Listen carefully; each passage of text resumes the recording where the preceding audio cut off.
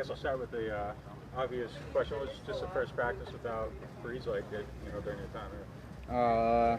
It's definitely different type of energy. But it happens. Like Sean say, everybody comes to an end. Like the train stops. But it's different seeing him. Coming out the time he come out. Doing his warm up. Because I'm always paying attention to him. So it's definitely different. But like they say, show must go on. Tre'Quan, how big of an opportunity do you think you have this season? Just given circumstances and going into your fourth season, how big of an opportunity do you think you have? Personally, I feel like it's wide open for me right now.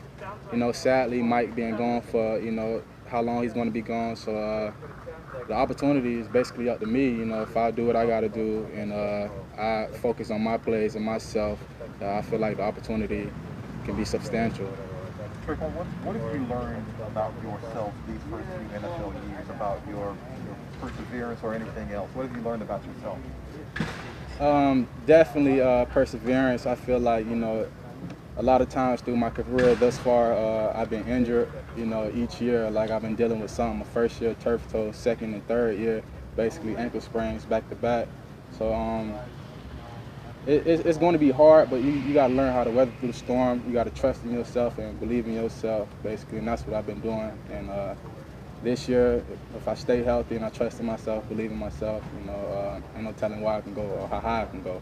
You mentioned those injuries and nothing's promised, but do you almost feel like you were due for a good, healthy year? Yeah, if I be healthy this whole year, it'll be my first year actually being fully healthy throughout the season. Mickey Loomis said last night that he thinks that the Saints receiving corps is better off than most of the media does right now. Oh, definitely. Do you guys take a little chip on your shoulder, or that people keep thinking you guys need to bring in more? We try not to listen to the media, but somebody get in whether you like it or not. But we feel very confident in ourselves as players, as competitors, that we can compete with any other team, go against any DB you line up against, we're not scared of nobody. We feel like we don't need anybody, but, if they feel like, somebody come to help, we're going to welcome them. And because, at the end of the day, Mickey if they bringing in somebody, or if he trusts us for a reason. And if he bringing in somebody for a reason, it's for a reason. How important was it for you to get so much time with Jameis this offseason? I mean, I feel like every day we're seeing new videos of you guys working out and just learning him and then just being able to work together this offseason. It was definitely important. We had to find a way to build chemistry, and that's what we was doing over the offseason. Any little time we can get together, anytime our schedules matched, we met up, ran routes, we ate together, we talked about a lot of things, and that's very important, being it's going to be like our real first time together, playing together. So we just trying to start it early, versus, when we came here for mini camp, and then versus coming here for camp, we had to try to get a jump on it early. Does anything about what you do change based on who the quarterback is? Do you tailor anything to them? No, not at all. No matter who the quarterback may be, Jameis or Taysom, my job and the way I play is going to be the same. No hard feelings to whoever the quarterback may the best man win. It's a competition. And with so much roster turnover this year, a lot of veterans are not on the team anymore.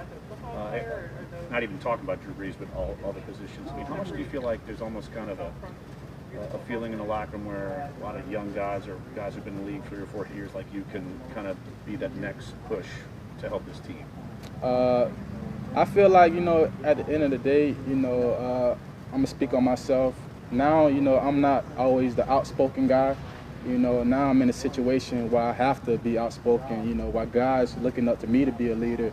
So that's what I have to do. It ain't the laid back chill mode. It's putting people in opportunities. You have to lead now. People are counting on you. So I feel like that's what it's going to be, especially in the receiver room. Trey, have you noticed like a difference in the mentality for like somebody like Marquez Callaway? Obviously, he was coming in trying to make the team as an undrafted guy last year and had some success. Like, do you see like more confident this camp than he was last camp? More willing to kind of speak out and stuff like that? Honestly, I'm gonna say right now in the receiver room, it's a lot of opportunity for a lot of young guys. The floor is wide open. It ain't no promising. Because ain't no telling somebody else can get hurt. But I feel like everybody got to be ready to step up because you really can come in here as an undrafted free agent like Callaway and, you know, be playing the whole season. So I feel like based on Callaway, he definitely have a different type of spark in his game, different type of confidence, but it's something like the younger guys got to have too, you know. They ought to be ready at all times, and ain't no telling when your name's going to be called. Have you seen that from them so far, or is that something that they have to develop? I feel like some guys got to develop it, and I feel like some guys are already conscious, you know, of it. Like, yeah, like this is my opportunity to come out here, make a name for myself. And for the young guys, I feel like they didn't realize it yet, but sooner or later they're going to realize it. And then in the receiver room, it's just going to be a whole bunch of competition, and that's going to be best for the team. How long have you known that door was open for you to be kind of the wide receiver one early in the season? Is that something that drove you throughout the offseason to kind of embrace that challenge? I didn't know it until basically kind of like the draft day, but my mind was never focused on, you know, being, you know, like, listed as the number 1, number 2, number 3 guy. My job was, my mindset was always becoming like, come out here, do the best as I can, and when it's time for the season, you know I'm going to be in the best position I could be because I gave it my all at the end of the day.